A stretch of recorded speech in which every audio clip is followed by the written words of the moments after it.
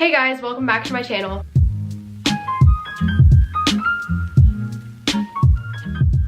So today I'm finally going to be showing you guys how I edit my YouTube videos. Ever since I started my channel back up again like about a month and a half ago, you guys have been asking me how I edit my videos. That's like half the comment section on every single one of my videos. So yeah guys, today I'm finally going to be showing you guys everything I do to film and edit my videos.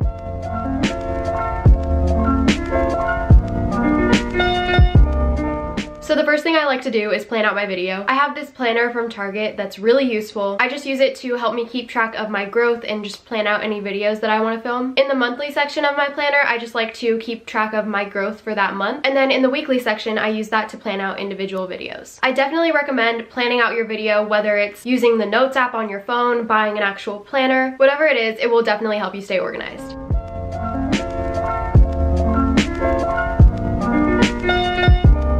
So now on to the equipment that I use. So I'm currently filming on the Canon G7X. Now this camera is typically just used for vlogging, but it is the only camera that I currently have, so I use it for sit-down videos as well. And it works perfectly fine for me. I'm planning on getting like a DSLR camera or something in the future, but for now this one will definitely work. The next thing I use is a tripod. So I just have a really cheap one from Amazon. It's not the best quality, but it does the job and I'm fine with it. A tripod isn't really something that I would spend a lot of money on right now. I also have this handheld tripod. These are really good for vlogging. And the last thing I use is just an iMac. If you have any type of Apple computer, that will help you out so much. I edit on Imovie, which is what I'm going to be showing you guys how to do. And let me just tell you right now, editing on an iPhone with iMovie is very difficult. I feel like there's just not as much you can do, and it's just like not as convenient. So if you have like a MacBook or an iMac, that is definitely what you want to use.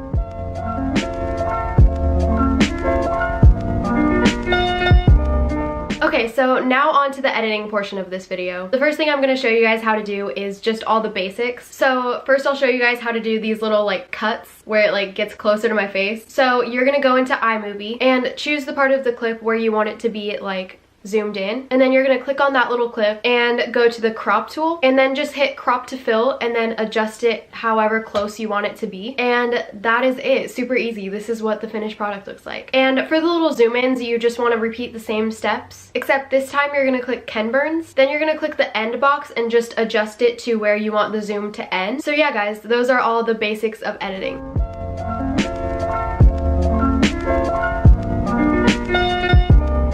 So now I'm going to show you guys how to do overlays. If you guys don't know what that is, that's when I put the little Instagram usernames on the screen right here, or like when I did my Q&A video, I put the questions on the screen. So to make overlays, you're going to need two apps, Fonto and Superimpose. Superimpose is actually not free, I believe. I think it's like a couple dollars, but if you do decide to get it, it's definitely going to be worth it. So for example, I'm going to be showing you guys how I make my little Instagram overlay. So the first thing I do is open Fonto and click the little camera at the bottom. Then I hit plain image and I change the color to maybe like green or something, and then I hit apply and use. Then tap the three little bars at the bottom and hit add item, and I'm going to choose the little like square with the rounded edges, and I'm going to make that white, and I'm going to change the sizes so it's a rectangle. And once I've done that, I'm going to go to stroke and turn that all the way up, and I'm going to go to the three little bars again and hit add item, and this time add just the plain square and make sure it's white, and then change the height and width so it fits inside of the rounded rectangle. And after that, just find a picture of whatever social media you want to use. For example, I'm using Instagram right now, so just search like Instagram logo PNG or something and then save that and insert it into Fonto, and I'm just putting it in the corner right there. And then you can add text and type in the person's username. I'm gonna change the color and then just make the username fit inside the box, and then just go ahead and save that, and then open Superimpose, then click the little button in the top left corner and choose pick color, and I just have it adjusted to a green square, so you guys can do that too, but you can really use any color and any shape. Then I hit that same button again and import a foreground. So I'm gonna go to my photos and choose the picture that we just saved, then go to transform and make it fit the screen, and then go to mask and just tap the area that you want to get rid of. This part gets a little bit confusing to explain, but it might make more sense when you guys can see it. Then you're gonna go back back to home and click the second button from the left and click mask as PNG. So now when you go back to your camera roll, you'll see it as just an overlay. And this works with just about anything. Like I said, I also use this for the little question bubbles that pop up on the screen and just different things like that. So now just airdrop that image to your computer and then click and drag it above the clip where you want it. Go to the little drop down menu and click picture in picture. Then go to the little cropping tool and click fit, and then go back and adjust it to wherever you want it. And then you want to turn off the fade in and fade out by dragging those little sliders. And then if you'd like, you can add in a sound effect with it. So for example, I just use a bottle cork sound effect and just make it play at the same time that the picture pops up on the screen.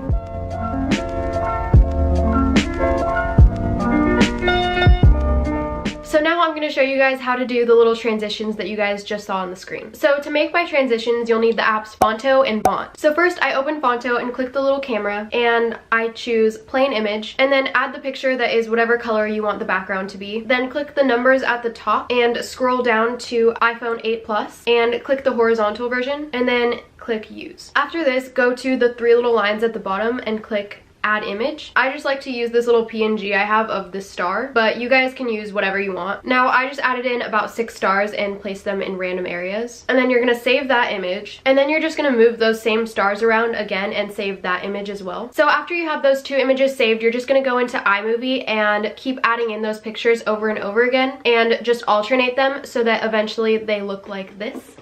By the way guys, whenever you put images into iMovie, you want to make sure to go into the little cropping tool and click fit, so that way you can disable the Ken burns so that it won't just automatically like zoom in, because iMovie automatically does that, which is really weird. So that's just a little tip for you guys. So anyways, after you have that video saved, you're going to open Bont and click the little camera and choose load new video, and then you're going to insert the video that you just used and tap on the screen and hit add text, and then you're just going to type in whatever you want it to say. And I personally like to go to style and then shadow and turn the alpha all the way up and the blur all the way down. So after you've added your text, just save it to your camera roll and you have the transition. You can also use this strategy to create an intro if you'd like.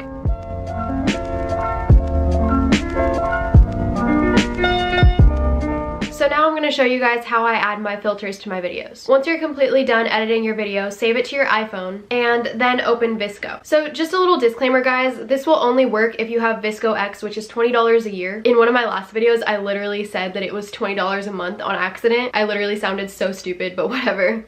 It's $20 a year, which is definitely worth it for me because the filters are a huge part of my videos. So you're just going to go to the little plus sign and hit videos and click on the video that you just saved. And then I like to add the filter C7. I don't want it to be too high, so I usually just adjust it to like 6 or lower, but it definitely depends on the video. And then usually I'll just adjust the exposure a little bit so that it's a little bit brighter and turn the saturation up to maybe like 0.5. And then lastly, if my video is a little bit too yellow, I just go to white balance and turn the temperature down a little bit. And then once you're done, just save the video. To me, this makes such a big difference in the way that my videos look. Here is a side-by-side comparison of what it looks like before and after I filter my videos. As you guys can see, it makes a really big difference.